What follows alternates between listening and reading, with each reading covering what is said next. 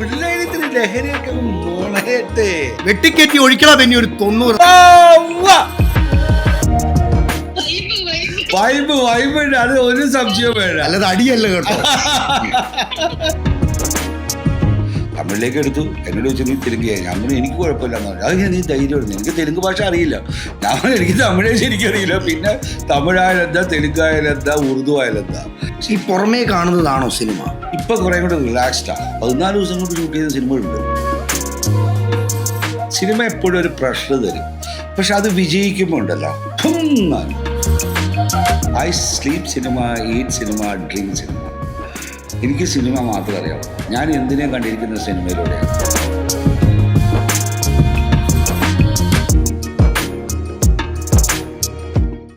പിള്ളേരിത്തിന് ലഹരിയൊക്കെ നുണയട്ടെ. ഒന്നുമില്ലെങ്കിലും അവനൊരു പുരുഷനല്ലേ. വെട്ടിക്കറ്റി ഒഴിക്കണ പിന്നെ ഒരു 90. നമസ്കാരം. നമസ്കാരം. എന്റെ ബെന്നി ബ്രോ എന്തോ കലക്കി തിമിർത്തു. Thank you. ആക്ച്വലി വന്നിട്ട് ഇതിനെ ഏറ്റവും കൂടുതൽ നന്ദി പറയേണ്ടത് നമ്മുടെ സവീഷ, ഡയറക്ടർ ആൻഡ് അതിൻ്റെ റൈറ്റർ ബിപിൻ ദാസ്. ശരിക്കും ബിപിൻ ദാസിനെ ഞാൻ ആദ്യം കാണുന്നത്, ഞാൻ മറന്നു പോയിട്ടോ ബിപിൻ ദാസ് പറയുമ്പോഴാണ്. 2014 ഞങ്ങൾ ഷോർട്ട് ഫിലിം ഫെസ്റ്റിവൽ തുടങ്ങുക. അത് ഈ ലിറ്റിൽ മാസ്റ്റേഴ്സ് എന്ന് പറഞ്ഞ ഗ്രൂപ്പിന് വേണ്ടിയാണ്.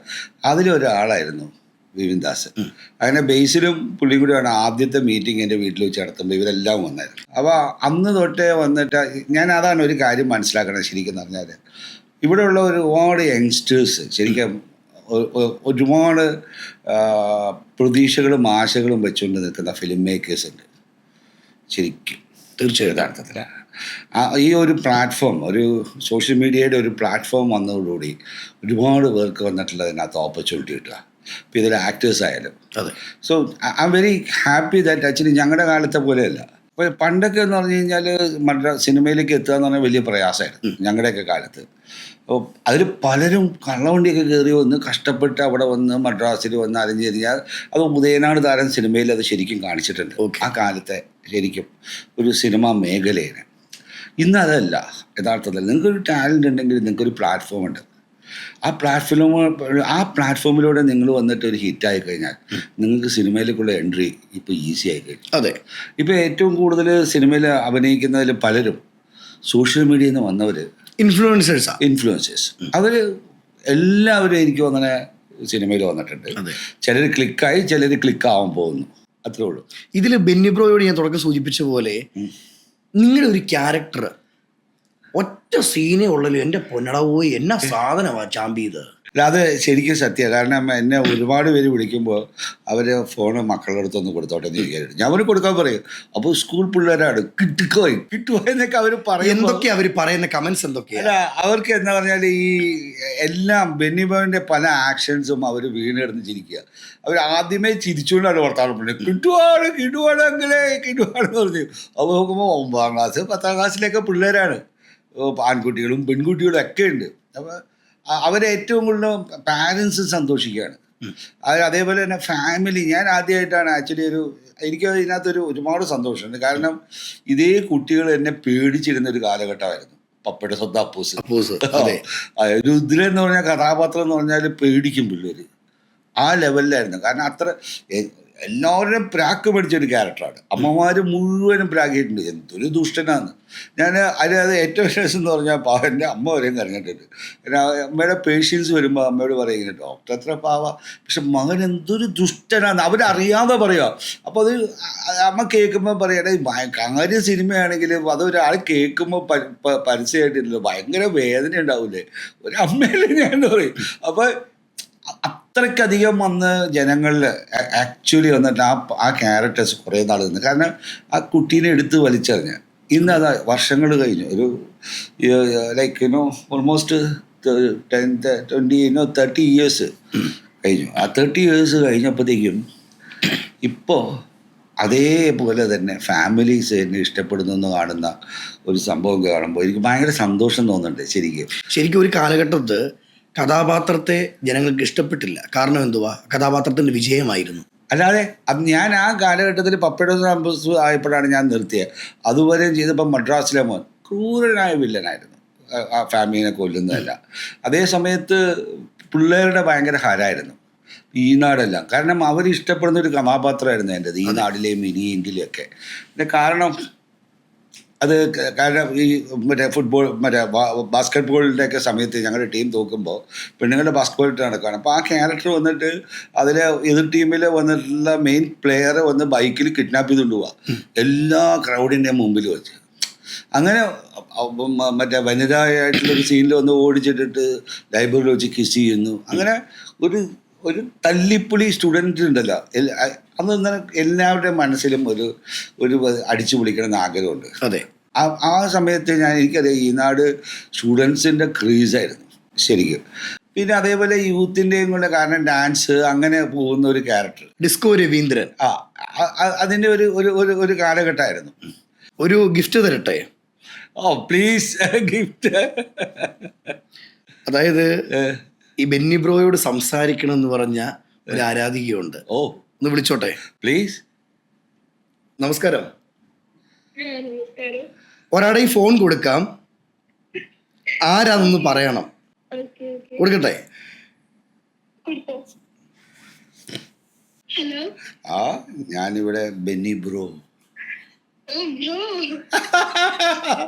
Benny bro, how are you? ആ, സുഖതന്നെ. അപ്പൊ പടം കണ്ടു. പടത്തിലൊക്കെ വേറെ ലെവലൊന്നും പറയില്ല. ആ, ഓ താങ്ക് യു. ഞാൻ അതിനു വേണ്ടിയിട്ടാണല്ലോ ആ ക്യാരക്ടർ അങ്ങനെ ചെയ്തത്. എല്ലാവർക്കും ഇഷ്ടപ്പെട്ടു. ആ, അത് തന്നെ. ആ, ഒരുപാട് സ്കൂൾ കുട്ടികൾ വിളിച്ചായിരുന്നു. അവരുടെ പാരൻസാണ് വിളിക്കുമ്പോൾ അവരുടെ മക്കൾക്ക് കൊടുക്കുമായിരുന്നു ഫോൺ വന്ന്. അത് ഭയങ്കര സന്തോഷമുണ്ട്. ആ, എല്ലാം കിട്ടും എന്നൊക്കെ. പക്ഷെ ബെന്നി ബ്രോ ഭയങ്കര ഒരു വൈറലായി. അങ്ങനെ ബെന്നി ബ്രോ വൈറലായി. ലോഞ്ചിനും കണ്ടിട്ടുണ്ടായിരുന്നു. ലൈഫിലും ക്യാരക്ടർ ഏകദേശം സെയിം ആണെന്ന് എനിക്ക് മനസ്സിലായി. അങ്ങനെയൊന്നുമല്ല,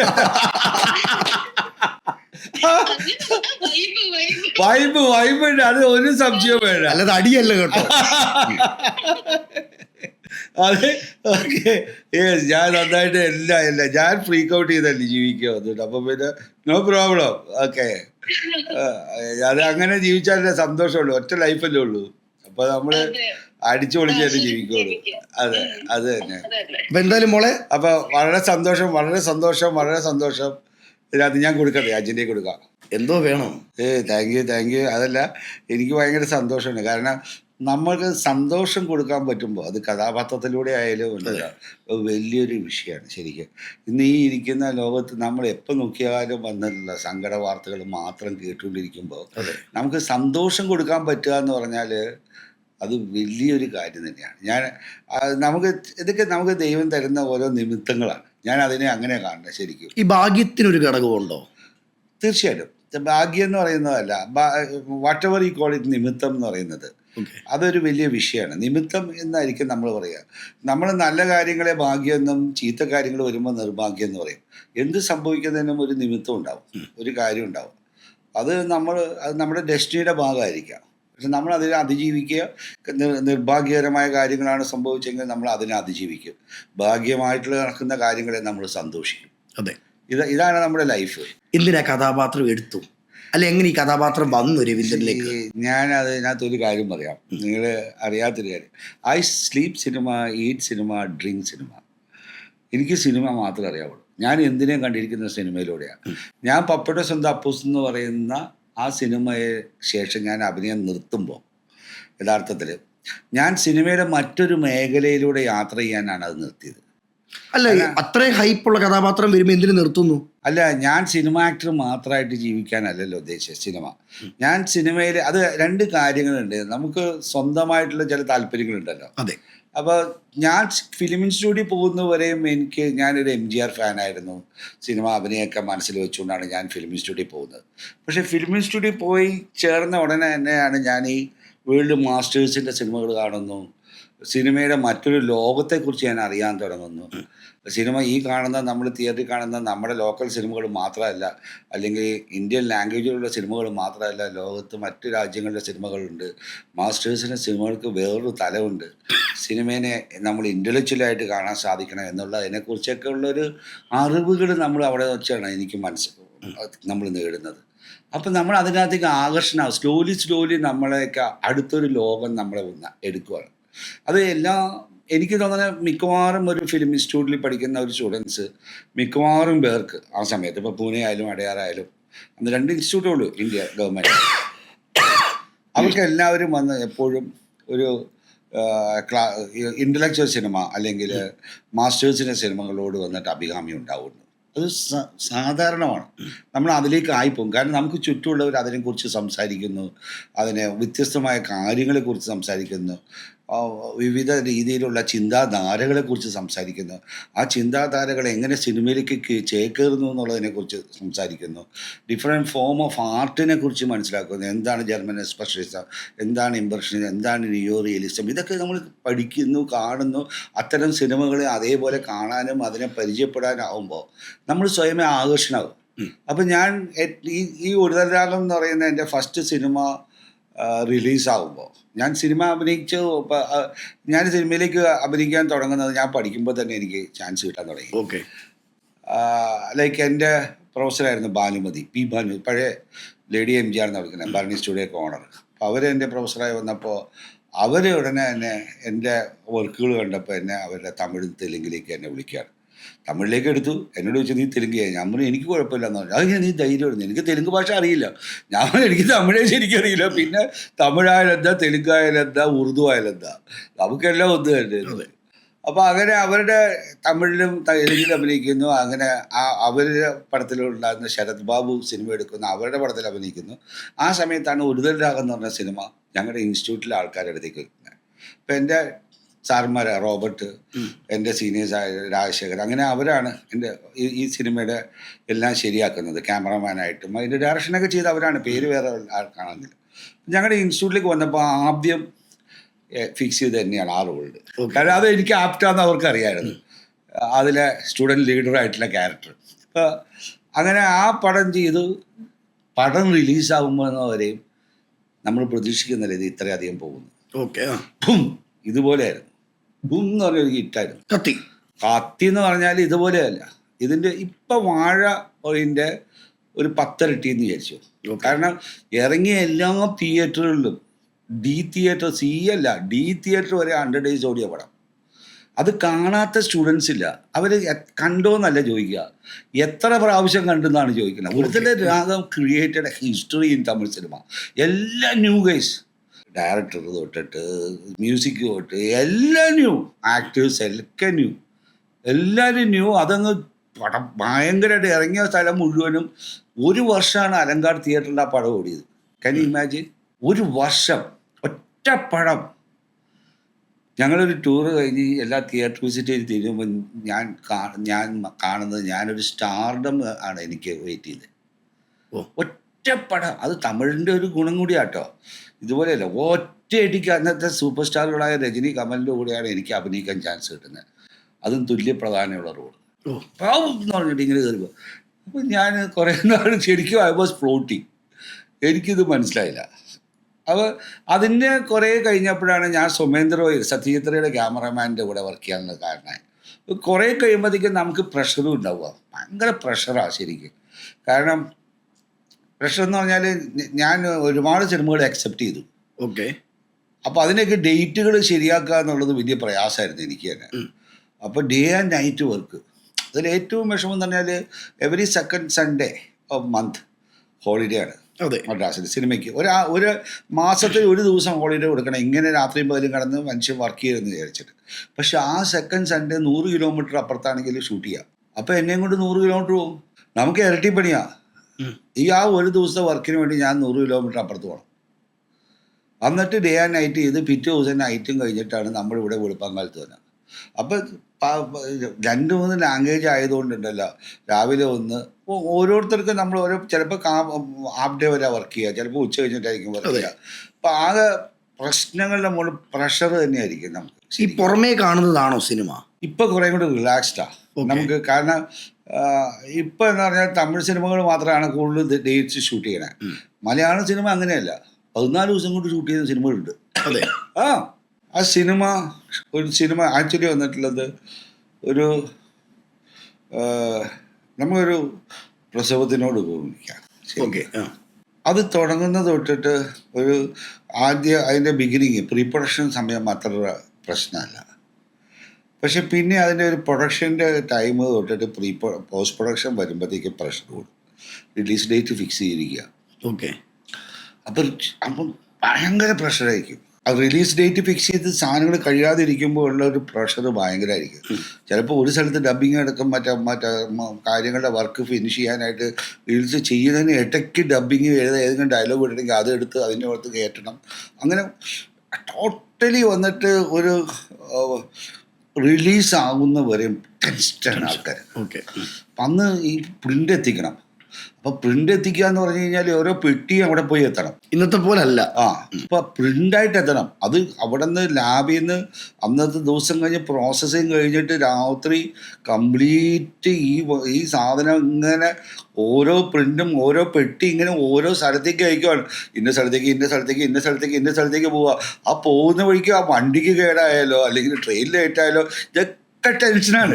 ആ പടം പെട്ടി വന്ന് ഇറങ്ങി ആ പെട്ടി തൂക്കിയെടുത്ത് തിയേറ്ററിലേക്ക് കൊണ്ടുവന്ന് കറക്റ്റ് ടൈമിന് ചിലപ്പോൾ ഓടി എത്തിച്ച് അത് സ്ക്രീനിലേക്ക് എത്തിക്കുന്ന ആൾക്കാരുണ്ട്. കാരണം ആൾക്കാർ അവിടെ കൂവും ബഹളം ഉണ്ടാവുകയില്ലേ. അപ്പോൾ ഈ ഒരു പ്രഷറിൽ നിൽക്കുന്ന കാലഘട്ടത്തിലാണ് ഞങ്ങൾ സിനിമയിലേക്ക് കയറുന്നത്. പ്രിൻറ്റിൻ്റെ കാലഘട്ടം അതൊരു ഭയങ്കര സംഭവം തന്നെയാണ് യഥാർത്ഥത്തിൽ. അല്ലാതെ ഡിജിറ്റൽ പോലെ ഇവിടെ നിന്ന് നിങ്ങൾ വന്നിട്ട് ചുമ്മാ ഇവിടെ നിന്ന് അയച്ചാൽ പോരാ, അതൊന്നും പറ്റില്ല. പെട്ടി തന്നെ കൊണ്ടുപോകണം. അപ്പോൾ ആ കാലഘട്ടത്തിൽ സിനിമ എപ്പോഴും ഒരു പ്രഷർ തരും. പക്ഷെ അത് വിജയിക്കുമ്പോൾ ഉണ്ടല്ലോ, പിന്നെ നമ്മൾ ശരിക്കും പറഞ്ഞാൽ ആണ് അതിൻ്റെ സന്തോഷം. വേറെ ഒരു ലോകത്തായിരിക്കും. പിന്നെ നമ്മൾ അതെന്താ അറിയാവോ, അതുവരെ ഉണ്ടാകുന്ന ആ ടെൻഷൻ ഉണ്ടല്ലോ. നിങ്ങൾ എന്ന് പറഞ്ഞാൽ ഇപ്പോൾ നിങ്ങളത് കണ്ടിട്ടില്ല, ഇപ്പോൾ ഒരു ലാസ്റ്റ് മിനിറ്റിൽ വന്നിട്ട് ഒരു ടൈ ആയിട്ട് നിൽക്കുന്ന ഒരു ഫുട്ബോൾ കളി. ഓക്കെ. നമ്മുടെ ടീം ഇങ്ങനെ നിൽക്കുന്ന ലാസ്റ്റ് സെക്കൻഡിൽ വിന്നിങ് ഗോൾ അടിച്ചാലുണ്ടാകുന്ന ഒരവസ്ഥ എന്താ? അയ്യോ, the total stadium will be rocking ഇല്ലേ? ഭയങ്കരമാണല്ലോ. അതൊരു അനുഭവമാണ്. അത് തന്നെയാണ് ഈ പറയുന്ന സിനിമ ഒരു ബോക്സ് ഓഫീസിൽ ഹിറ്റാകുമ്പോൾ ഉണ്ടാവുന്നത്. അതോടൊപ്പം തന്നെ ഈ വാഴയുടെ സക്സസ്സിൽ ഈ കഥാപാത്രം ചെയ്യുന്ന സമയത്ത് വിചാരിച്ചിരുന്നോ ആളുകൾ ഇത്ര ഏറ്റെടുക്കുമെന്ന്? ഈ ഒരു കഥാപാത്രം ബെന്നി ബ്രോ. ഞാൻ എപ്പോഴും എൻ്റെ ഇപ്പം ചെയ്യുമ്പോൾ എൻ്റെ കഥാപാത്രത്തെ ഞാൻ എങ്ങനെ എൻ്റർടൈൻ ചെയ്യാമെന്നാണ് ഞാൻ നോക്കുന്നത്. ഓക്കെ. അത് ഇപ്പം കിളിബോയ് തൊട്ടിട്ട് രണ്ടാമത് വരുന്നത് ഞാൻ അങ്ങനെ ഒരു എൻ്റർടൈൻമെൻ്റ് എടുത്തേക്കണേ. അപ്പോൾ ആ കിളിബോയ് തൊട്ട് ഇടുക്കി ഗോൾഡ് ആയാലും ശരി, കെട്ടുകുളാണ് മാലാകയാലും ശരി, മംഗ്ലീഷ് ആയാലും ശരി, എൻ്റെ സംഭവത്തിൽ ഞാൻ ഫുൾ സിനിമ കഥ കേൾക്കാറില്ല. ഒന്നാമത് കേൾക്കത്തില്ല. ഞാൻ എൻ്റെ റോള് മാത്രമേ കേൾക്കാറുള്ളൂ. അപ്പോൾ ആ ഒരു ഗ്രാഫ് എങ്ങനെ ആയിരിക്കും?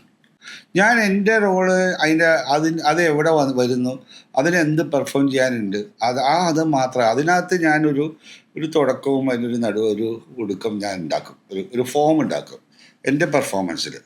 അതെങ്ങനെയാണെന്ന് അവർ എൻ്റെ അടുത്ത് പറയുമ്പോൾ തന്നെ എനിക്കറിയാം ഇത് എങ്ങനെയൊക്കെ ചെയ്താൽ അതിനകത്തേക്ക് അത് ജനത്തിനെ എൻ്റർടൈൻ ചെയ്യാൻ പറ്റും. ഞാനപ്പോൾ ബേസിക്കലി അത് എങ്ങനെ പെർഫോം ചെയ്യാന്നുള്ളൊരു ഗ്രാഫ് ഇട്ടാൽ ഞാൻ എൻ്റർടൈൻ ചെയ്യാനേ നോക്കുള്ളൂ.